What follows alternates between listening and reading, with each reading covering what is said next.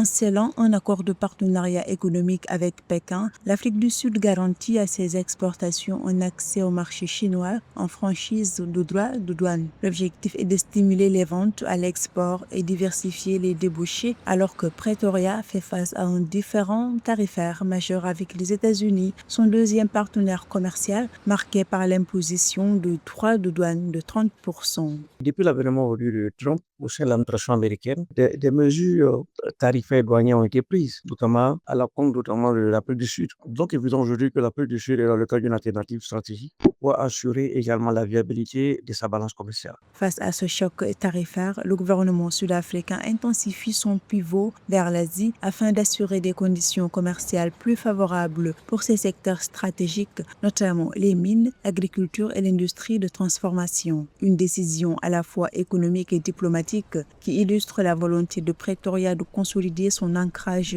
dans les circuits commerciaux asiatiques, alors que ses relations avec les marchés occidentaux se tendent. Donc, en négociant un régime d'exonération tarifaire et douanier par rapport à ses exportations sur la Chine, il est donc évident aujourd'hui que l'Afrique du Sud aujourd'hui a compris que l'avenir aujourd'hui du commerce international se trouve en Asie. D'autant plus que déjà la Chine elle seule constitue aujourd'hui un marché énormément important aujourd'hui pour l'Afrique du Sud. L'Afrique du Sud entend tirer pleinement parti de son partenariat commercial avec la Chine. Le pays asiatique reste le principal partenaire commercial de la nation arc-en-ciel avec des échanges atteignant 53,7 milliards de dollars en 2025 et un excédent commercial en sa faveur d'environ 8 milliards de dollars selon les statistiques des douanes chinoises.